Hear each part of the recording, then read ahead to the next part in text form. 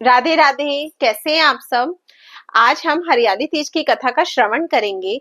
सावन मास की शुक्ल पक्ष की तृतीय तिथि को महिलाएं शिवजी और पार्वती जी की विशेष पूजा करती हैं और इसे हरियाली तीज कहा जाता है। चलिए हम कथा श्रवण करते हैं। शिवजी ने पार्वती जी को उनके पूर्व जन्म का स्मरण कराने के लिए तीज की कथा सुनाई थी।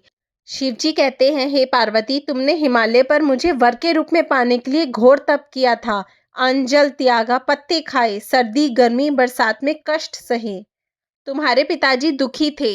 नारद जी तुम्हारे घर पधारे और कहा, मैं विष्णु जी के भेजने पर आया हूँ।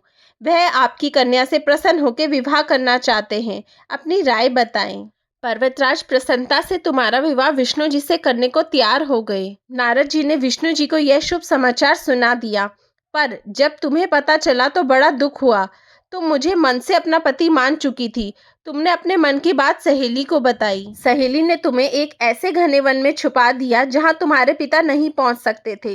वहां तुम तप करने लगी। तुम्हारे लुप्त होने से पिता चिंतित होकर सोचने लगे कि यदि इसी बीच विष्णु जी बारात लेकर आ गए तो क्या होगा। शिवजी ने आगे पार्वती जी से कहा कि तुम्हारे पिता ने तुम्हारी खोज में धरती पाताल एक कर दिया, पर तुम ना मिली। तुम गुफा में रेत से शिवलिंग बनाकर मेरी आराधना में लीन थी। प्रसन्न होकर मैंने मनोकामना पूरी करने का वचन दिया। तुम्हारे पिता खोजते हुए गुफा तक पहुंचे। तुमने बताया कि अधिकांश जीवन शिवजी को पति रूप में पाने के लिए तप में बिताया है। आज तप सफल रहा। शिवजी ने मेरा वरण कर लिया।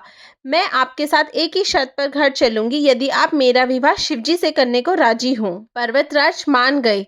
बाद में विधि विधान के साथ हमारा विवाह किया। हे पार्वती, तुमने जो कठोर व्रत किया था उसी के फलस्वरूप हमारा विवाह हो सका।